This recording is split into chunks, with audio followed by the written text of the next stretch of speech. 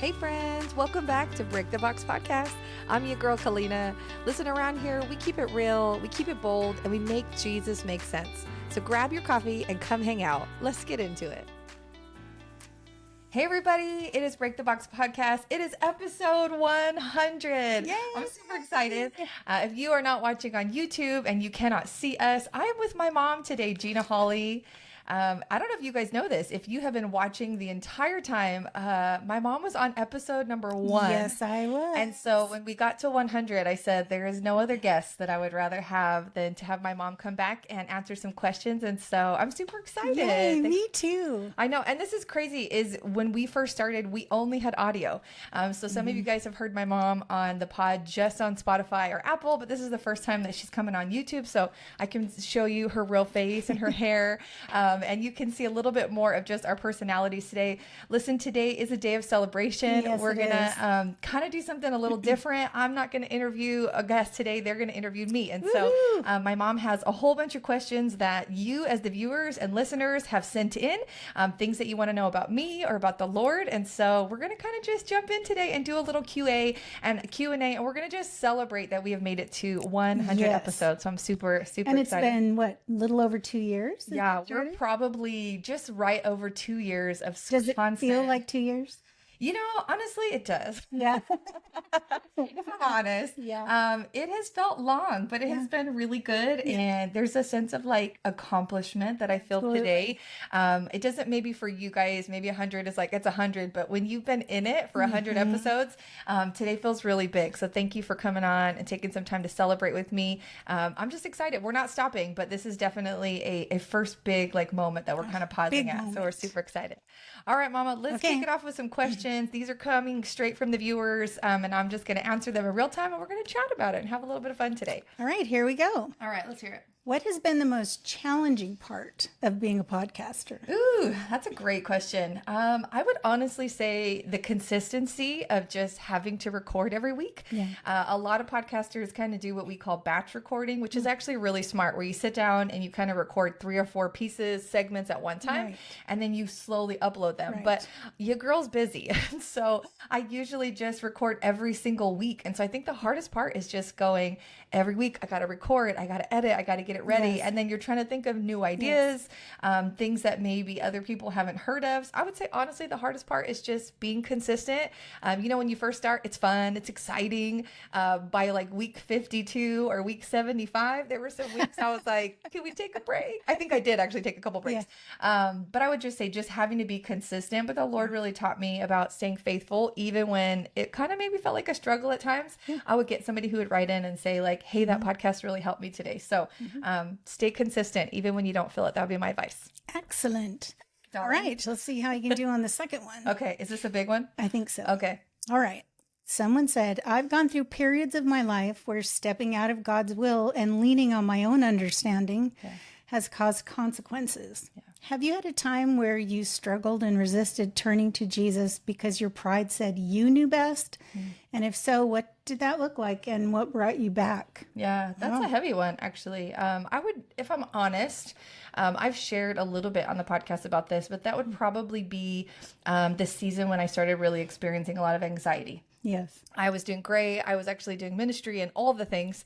But then I hit this season where I don't know why. Like I just started having all these feelings. We started going through some things with our dogs. Yes. There started being some life changes. And in that moment, I am kind of a control freak. And so I'm used to being able to, it's true. I am a control freak. Let's be honest. I am totally a control freak. I'm used to being able to like map things out and figure out exactly how to fix things. And so I tried for a season to just like, you know, figure out what I needed to do and like be strong and like keep going. And I kind of hit a wall where like, I just started isolating. I didn't really want to hang out as much with people. I got really emotional and hit some hard places. And in those moments, I thought I can do this. Even though I was with the Lord, I still had this feeling of, Kalina can handle this. Kalina's a big girl. Kalina's strong. And it was really a phone call from a friend who said, like, you probably need to go to therapy and you probably need to work out some stuff that you need to. And I had to kind of humble my pride. And I remember crying and thinking, like, why can't I just be strong enough to get through this? Why can't I just fix this on my own? But God actually used that to remind me that I need him. I don't just want him. I actually need him, Excellent. you know? And so that was the season when I had to just humble my heart. It was hard. I definitely cried my eyes out a lot to my mom over here and had some rough seasons. I probably even messed some things up in the midst of it. Sometimes we have to walk that out, but the Lord definitely saw me through. So that would probably be my honest answer to that one. And that was so opposite of who you normally have been your whole life. Yeah. Yeah. So I know that was a very I trying was usually time. the like person who would save other people and jump in to help other people. And so when it becomes me, that was rough. It was a very, very humbling experience. And I can say this too, like we both have had experiences with anxiety and stress and what that does to your body. And so I think when you go through that, it makes you so much more vulnerable to reach out and to help other people. And the compassion that you gain for other people when you've gone through 100%, something. 100%. Well, even you, Mom, like you had went through seasons of that in your own life. So I remember you being such an anchor for me in that season, where there were seasons I was like an anchor for you, you know, but this season I was like, I can't pull it together. And it was also because of your compassion out of the things you had lived, that you helped me in. So be encouraged. Sometimes you go through things and you think that's not fair, but God will actually use it to even maybe help people even that are right around the corner or in your home to also feel like you can relate in some situations. Absolutely. On her last part of the question, she said, or he. If so, what did that look like and what brought you back? So you would say it was going to therapy? Yeah, I would definitely say like therapy really brought me back, and being real with somebody. Like when you're going through a hard season, you're not going to want to tell everybody your business. Like not everybody, right? But like I went to her and was like, hey, I'm not okay. Hey, I'm like having meltdowns. Hey, I don't want to be around people right now. Hey, like I feel like my nerves are like this. I think having people that you can be yourself with and be safe with, and then also finding tools, which for me was therapy, that was massive. That was a huge thing that kind of brought me back. And now if I hit that same wall, I would automatically know, okay, you got to pull back. You got to spend some time with Jesus. You got to take some things off your plate. You got to do some mental health assessment. It taught me just some healthy habits. So. And it takes a little while. It's a work in progress. Wholeheartedly. Yes. Wholeheartedly. Excellent. Probably a longer process than we wanted. But. Usually is, but it's always worth it. Always worth it. All right, let's have another one. All right, girly. When did you have your first true encounter with God? Oh, I love that question. Thank you for whoever sent that in. I would say it's so hard to like remember because we were young. I mean, I'm sure it was definitely young, but I would say it probably was around the 5 or 6 year old range. I actually remember being at church, and I don't even remember what building we were in, but I was in the second row because I remember standing with my little fingers. Oh, you remember the second row? Wow. Oh, that's so cute. I love it. I remember like, you know how like there's a chair in front of you and you kind of put your hands like on the back of it. I remember I was just tall enough to like kind of like be a little bit above the front row. And I remember like worship playing. I'm sure you and Dad were leading worship. My parents led worship for years. And I remember feeling the presence of the Lord hit me so hard that I held the chair and I put my forehead to it. And I just cried and cried and cried. Like all I could do was cry.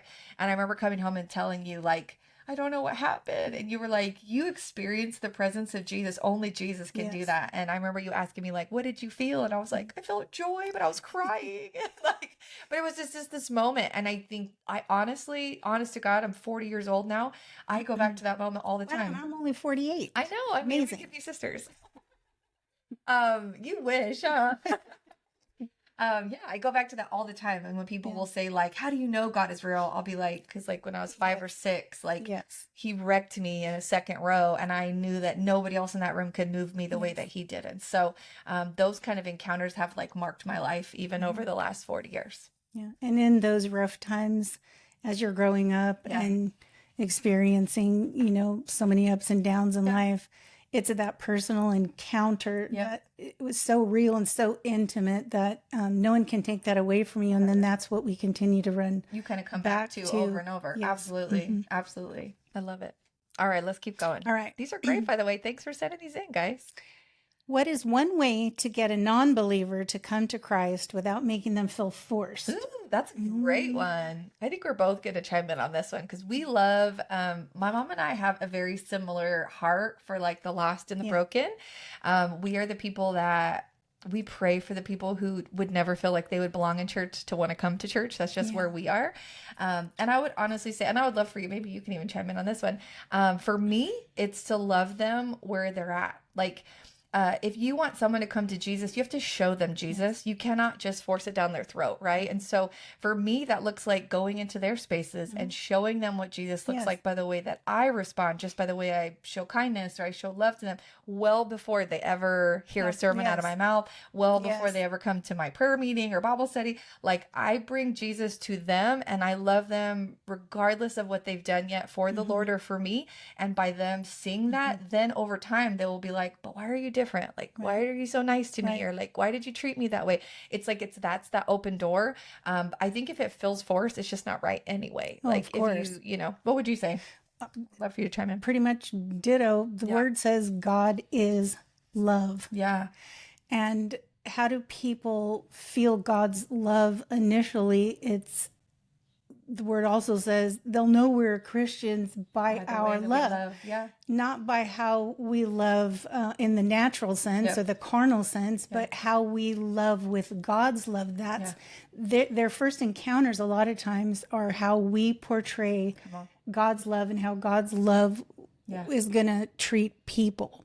So they need to know that they have an acceptable love, that they have an unconditional love, that they have a gracious, merciful, wonderful, overwhelming love from God that goes way beyond the natural. So I would say, yes, you always hear, it's great to talk the talk, but if you can't walk the walk. And the greatest testimonies are when other people watch us, because you don't realize how much people watch you, especially those who are at a place where they're questioning if God is real. You know, if they're being drawn by the Holy Spirit, they're going to watch our lives. That's why it's so important that we make sure that we line up with 100%. With the love of God in our life. I love that. Well, it's true. Like, you get to be the first representation of Jesus is what I hear you saying. And like, we think that they just have to encounter that at church, but a lot of times they will encounter that through you, you know? So I think you just have to figure out how to be like Jesus to people. And Jesus is the one who attracts people, not us. Right. But we don't have to like come up with the best sermon. Sometimes it's just like buying someone a coffee, saying you're going to pray for them, asking them how they're doing, like just showing them and showing up for Jesus. So, well, I think one of the biggest things too that keeps people from coming to the Lord over the years of pastoring and talking to people, one of the biggest drawbacks for people coming to the Lord is not feeling good enough to be accepted by Him. So what a wonderful way that God uses us to show them the acceptance of God's love. I mean, we are His hands extended. We hear that all the time too, but we really are. We're the touchable ones to them. And so that's a major ministry in itself. I love it. I love it. I love it. All right, let's go for another question. All right. What's your best advice for teens that struggle with the pressure of figuring out who they are when everyone else seems to know what they want to do with their life? Ooh, that's such a good one. I think this one is so many, like even high school students, seniors specifically, young adults. I think when you don't know who you are, honestly, I don't think at 18 or 19 or even 20, you ever really know who you are. You're figuring it out. But I would say my best advice to you would be find yourself in the Lord and find your identity in Him.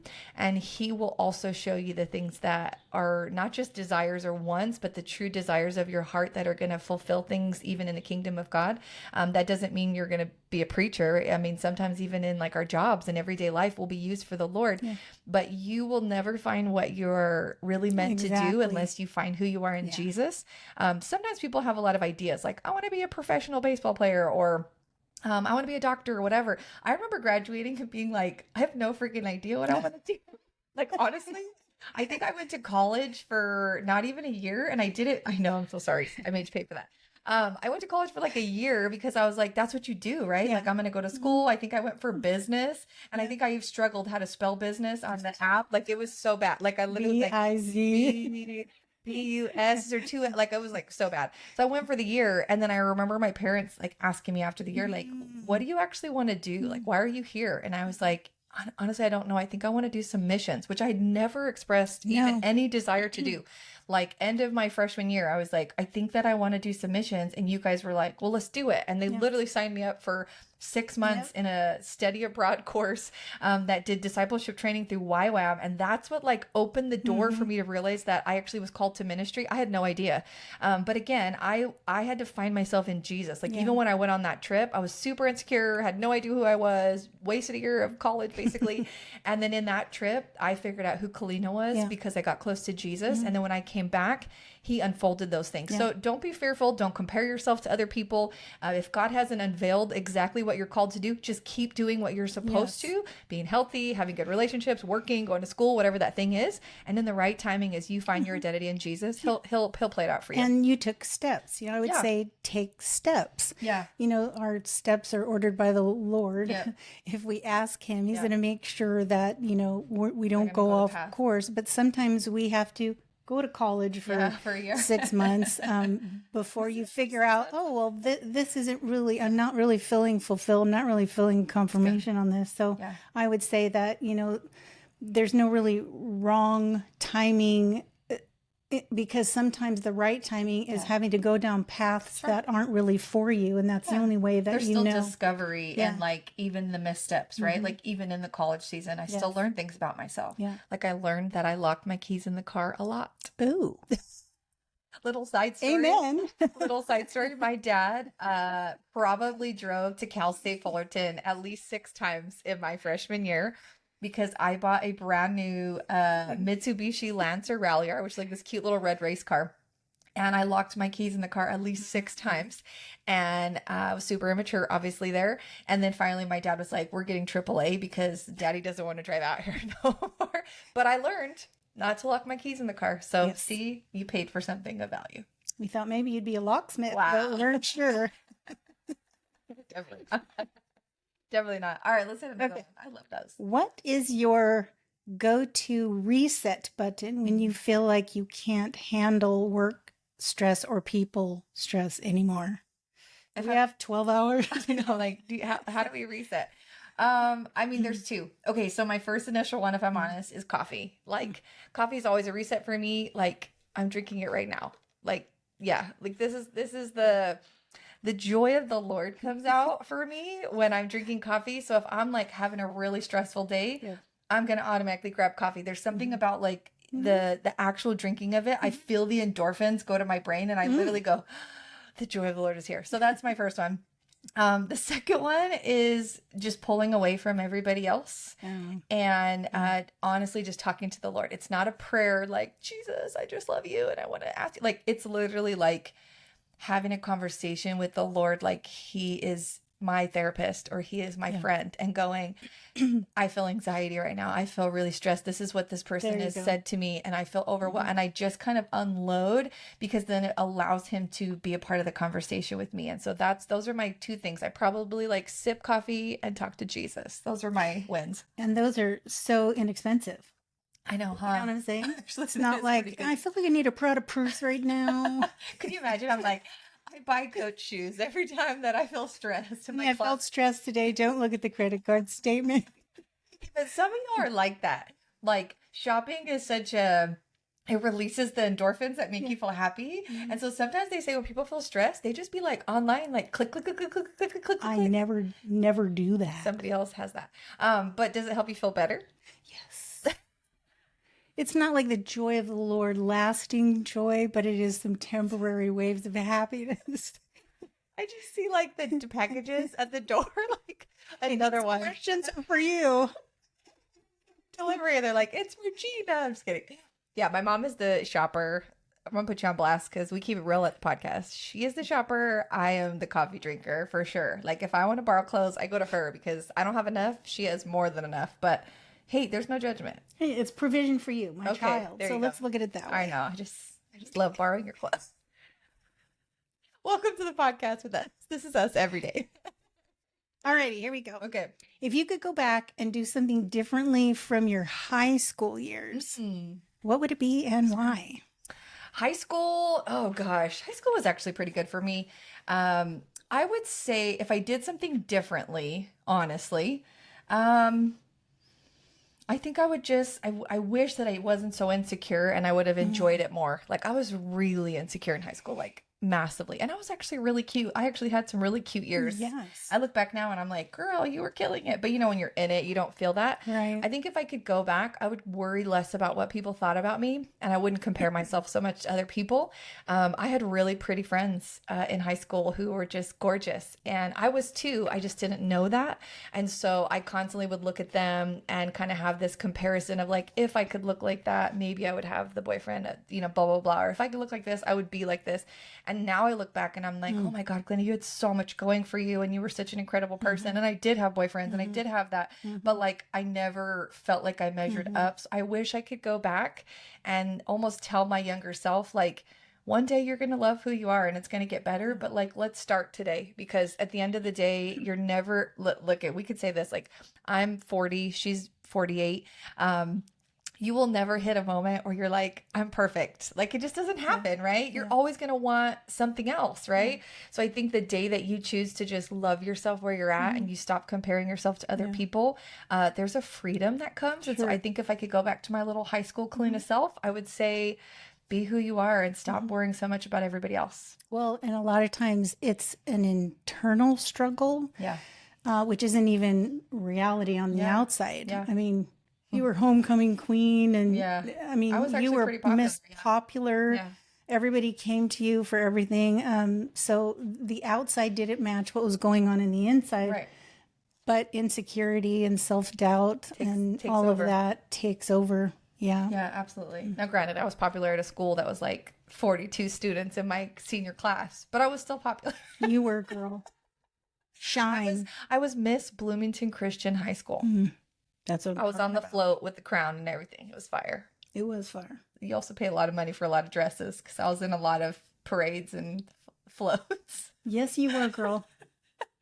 Indoor swap meet. Remember those dresses? We did go to indoor swap meet. Yes. I would get the big old poofy You dresses. do what you do when you got to do it. You do. And my mom showed up for every single one with just like, it's the happy as ever. It was like celebrating. Like it the was little bubblegum bubble the pink dress. Oh, yeah. That was such great memories. Pink dress. I think for my junior year.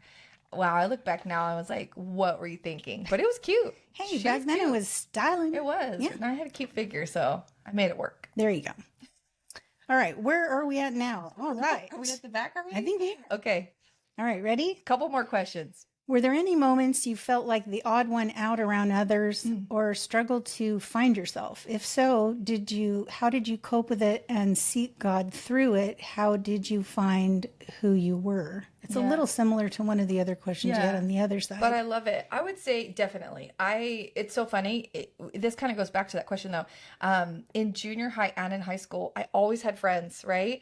And this was probably not actually a reality, but this is how I felt. I always felt like the ugly friend, the kind of outsider friend. I always thought my friends were so much cooler and so much prettier than me. So like I was always a part of those crews, but I felt kind of like the ugly duckling or kind of the loner sometimes. And I don't know if it was necessarily because it wasn't a reality now that I look back. Right.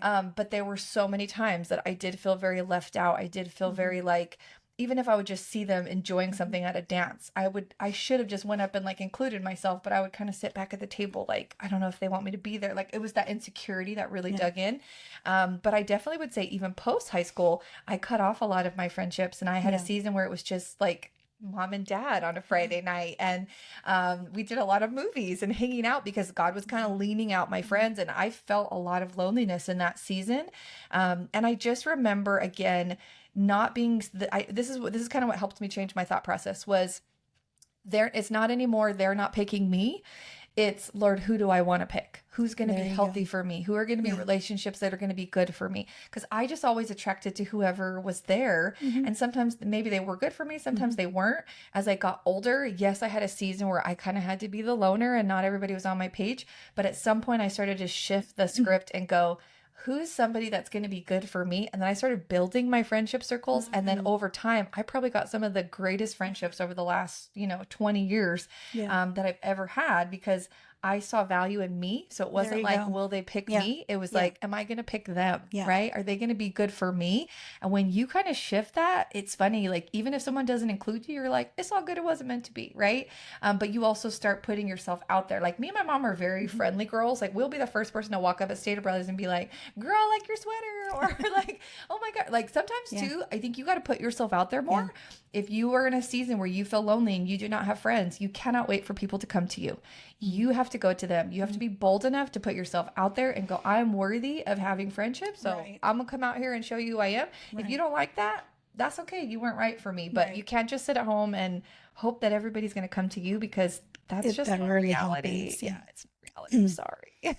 Plus, you're not the only one who's feeling those things. Yes. Like, you're not the only ones who are feeling insecure or out of place or the odd person out. Yeah. Nobody knows that that's what you're feeling like inside many times, but then those around you that you're even comparing yourself to are feeling the exact same way. And that, you know, that's the hard part. 100%. All that internal struggle. Those little stresses. Absolutely. All right. We got one more. All right. I love this one. Okay. What interesting personality trait that stood out to you as a child is still dominant today? Oh, this is a great question. This was like a you question, Mom. Yes, I did know you from childhood. I have to say, oh gosh, so many things are going through my head now, but I would say your turbocharged personality. I would say for sure, like your turbocharged temperament. Yeah. I use turbocharged because turbo means, you know, to be extra active and have a lot of oomph and exciting and powerful and fast. And that's how your mind was. That's how it works, how your mind was. I think you popped out of the womb like that. Yeah. I have to tell this story just to prove my point. Let's here. Okay. Just one instance. Okay. So we were pastoring, very busy. I had 3 children under the age of 7. The boys were at school. I needed a couple of hours at least to do some stuff that I needed to get done for ministry before the kids came home. I spent so much time. I took the dining room table and I did like 4 or 5 or 6 different crafts, like clay and paint and makeup and beads to make stuff and everything for her, right? And I had, I had a little itinerary. And I had a little itinerary, you know, we were going to have breaks and all of that. And I was going to get my 2 hours. Yeah. She's in there and I can hear her squealing and having a lot of fun and everything.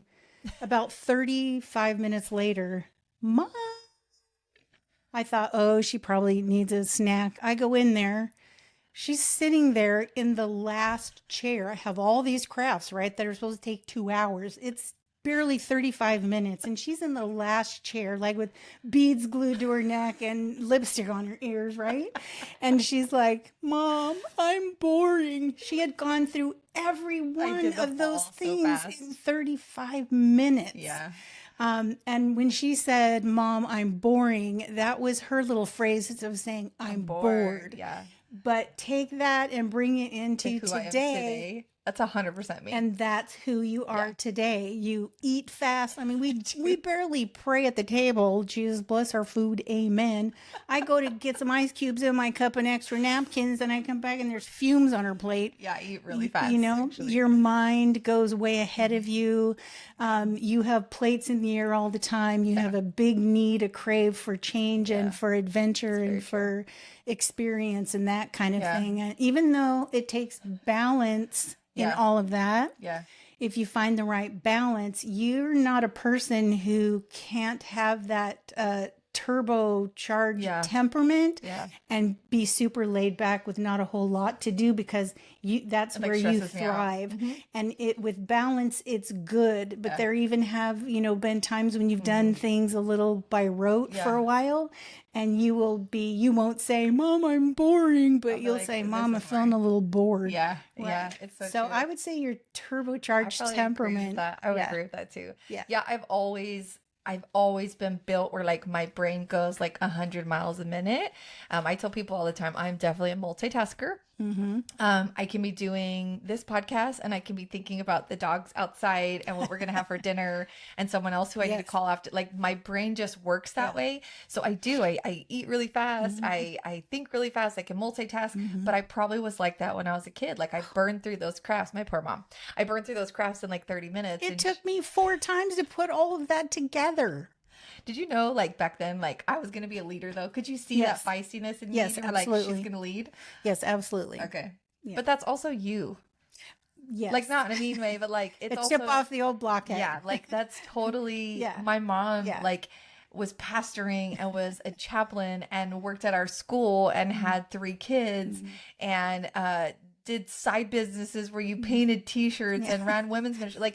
Like you did that. So no offense, but you kind of role modeled that.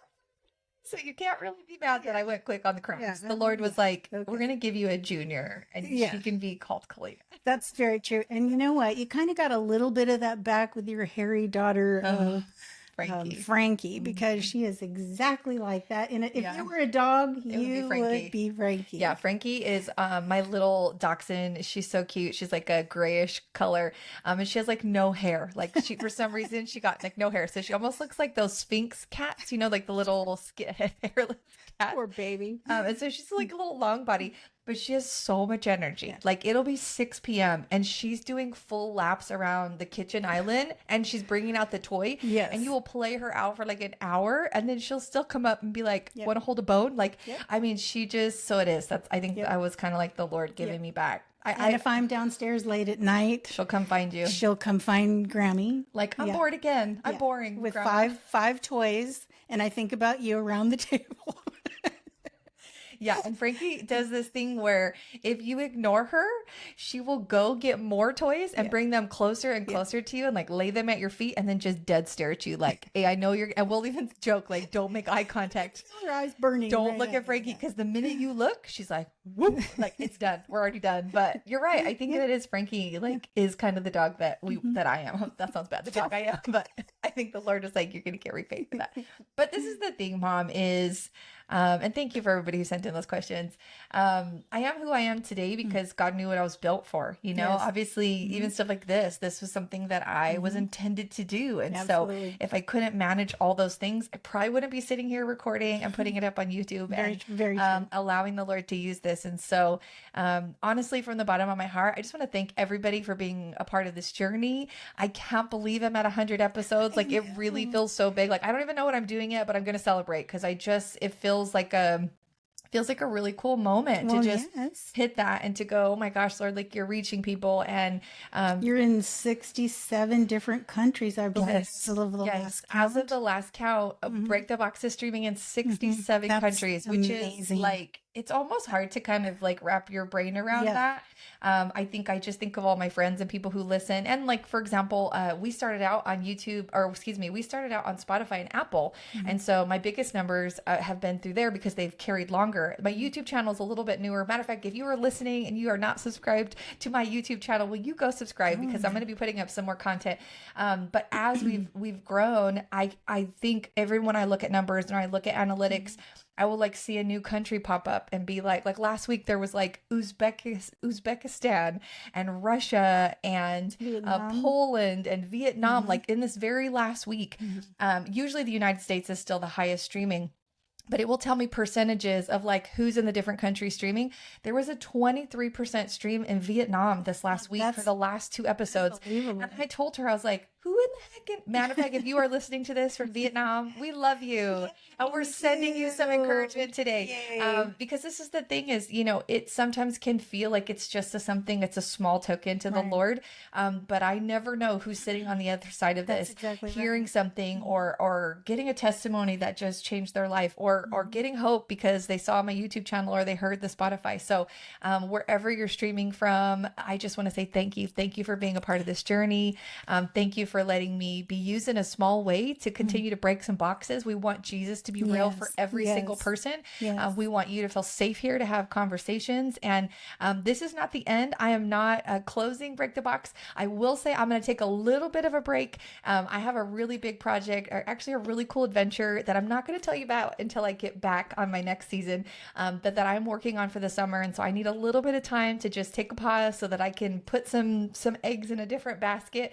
But I promise we will be back, and I have some really great plans even for this next season. I believe it's actually going to be season number 4.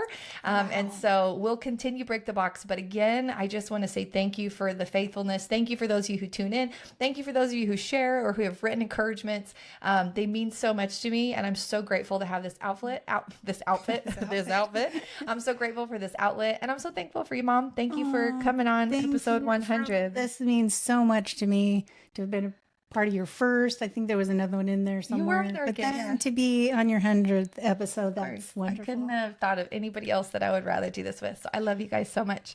All right, Break the Box. I can't believe I'm saying it, but we are wrapping up episode 100. Listen, it's only going to continue. There's going to be a short break, and I will be back. But I pray this. I pray that you know that Jesus loves you. I pray that you will continue to break boxes and let him be real for you. Listen, if he did it for us and he has wrecked our lives in the best way, he will do it for you as well. So we love you, and we'll see you when we see you.